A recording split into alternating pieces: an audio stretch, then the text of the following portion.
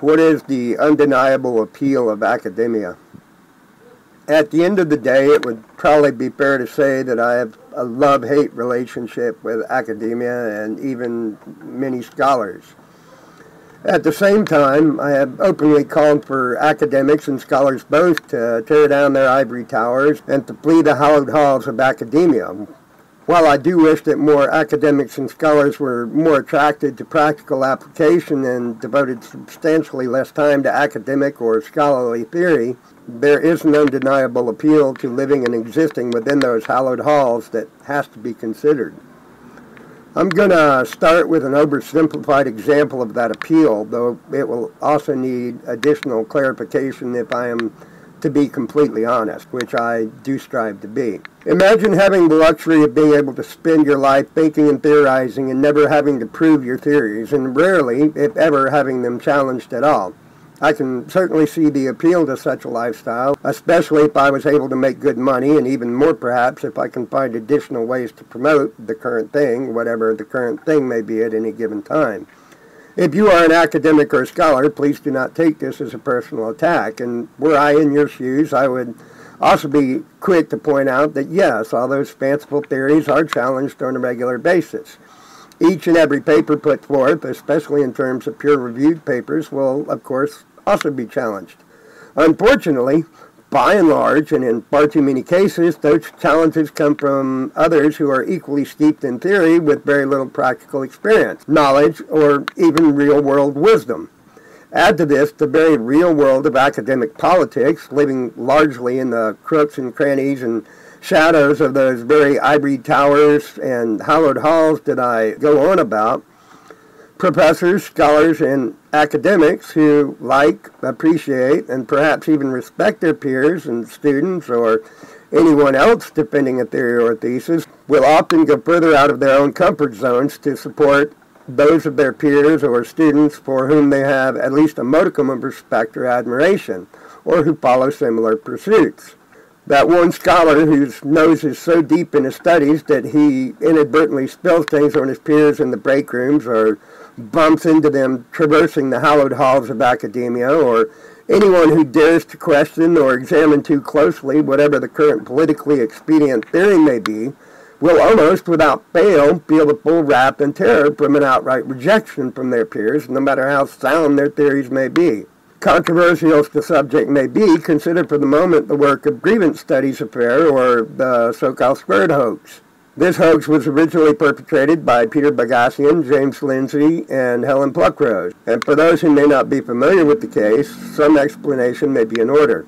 They submitted deliberately absurd and fabricated academic papers to various peer-reviewed journals in the fields of cultural, gender, and queer studies to test the integrity and rigor of the peer-review process in these disciplines. The most notorious submission, although not directly from Mein Kampf, was a paper that paraphrased a section of Adolf Hitler's work, replacing the terms with feminist jargon. This particular paper was one of several that were accepted or praised by the journals. The experiment aimed to highlight what they saw as a lack of academic rigor and the ideological biases present in certain areas of scholarship. This hoax drew significant attention and controversy, sparking debates about the quality and reliability of peer review and having your theories challenged in the hallowed halls of academia, at least insofar as regards humanities and social sciences, and discussions about ethical implications of their methods as it relates to having their theories challenged. When those papers and theories were presented in a favorable light concerning the current thing, they were favorably received and not heavily scrutinized within the world of peer-reviewed papers, the hallowed halls of academia, or the ivory towers where our scholars tend to reside, where they were widely circulated, accepted, and even praised, despite the absurd nature of their content. For many of those who do not support the current thing or who dare to buck the trend, the defense of their theories is not only rejected outright, but often results in them being ostracized by the closed communities of academia and scholars, if not being shunned and rejected by society as a whole. Consider some of these cases just as an example. Gregor Mendel, known as the father of modern genetics. His work was on the inheritance of traits in pea plants, and it was largely ignored during his lifetime. His research conducted in the 1860s was only rediscovered around 1900, leading to the foundation of genetics as a scientific discipline. He faced obscurity and his contributions were not recognized until long after his death.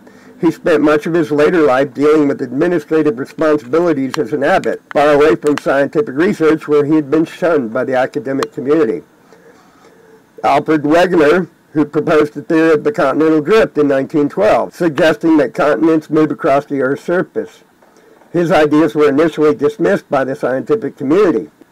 It was only in the 1960s, with the development of plate tectonics theory, that his ideas gained widespread acceptance. He was marginalized by the academic and scientific worlds and never received the recognition he deserved while he was alive. Barbara McClintock discovered jumping genes, or transposable elements, in the 1940s and 50s, a concept that was initially met with more than just a little skepticism. Her work was eventually recognized as groundbreaking, and she was finally awarded the Nobel Prize in Physiology or Medicine in 1983. And while she was not directly ostracized, her work was largely ignored for many years, and she had to struggle to gain the recognition her findings deserved from other scholars, academics, and scientists. There was Ludwig Boltzmann, whose work in the late 19th century on statistical mechanics and the atomic theory of matter was controversial and not widely accepted during his lifetime. It took years for his ideas to be validated by the scientific community, and they are now fundamental to modern physics.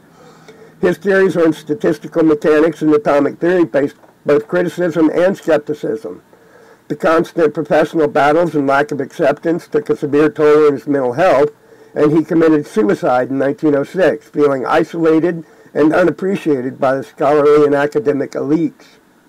Ignaz Semmelweis demonstrated that hand washing with chlorinated lime solutions drastically reduced puerperal fever deaths in obstetric clinics.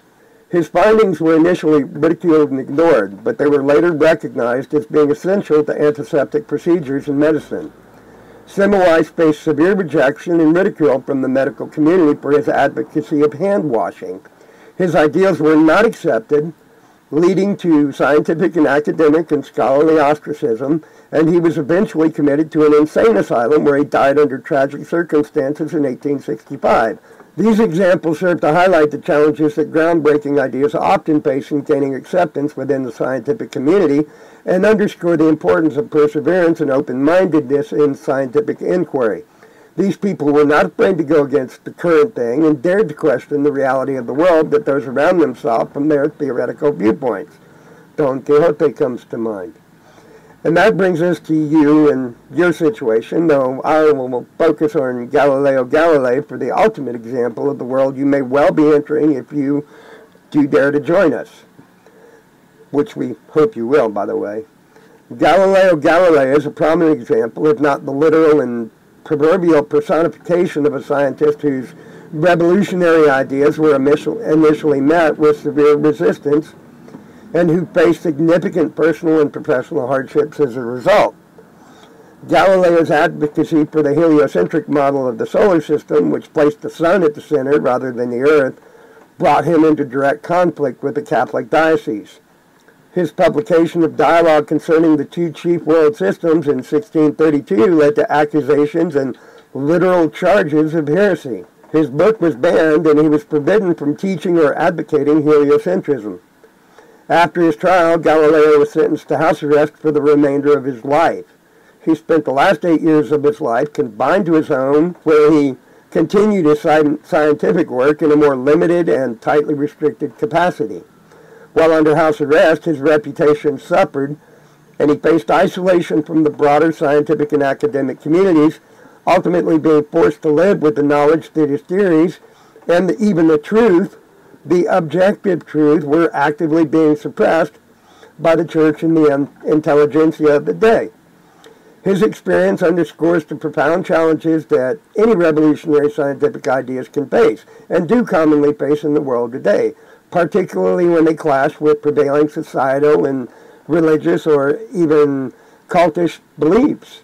The same may very well hold true for you if you do have the audacity to join those of us who remain convinced that we can not only make a very real difference in a very meaningful difference in the world, but establish the very foundations for a systemically sustainable path forward for human growth and development. In case you had not figured it out yet, I'm talking to you, those of you who are still here viewing this video. You are probably among the more intelligent people in the world, statistically speaking, and you're probably exactly the kind of person we're looking for. We can't make any great promises about having your theories leaving a lasting impression among those who do enjoy an isolated and theoretical vision of reality from the hallowed halls of academia or luxuriating in their ivory towers, but if you are serious about making a difference and love having your ideas and beliefs challenged as much as I do, then you will always have a home with us, though it may not be quite at the same level of comfort that you're currently accustomed to enjoying. I do not necessarily foresee any scenario where you would be blatantly prosecuted or rejected, but rest assured, your theories will not only be questions, but put to the ultimate test for the betterment of society and the human race as a whole as we pave the way forward for systemically sustainable human growth and development. So if you'd like to know more, if you're curious, we'd love to hear from you, and we're always here, so let us know, please. Thank you. Bye. Please like, share, subscribe, and comment below.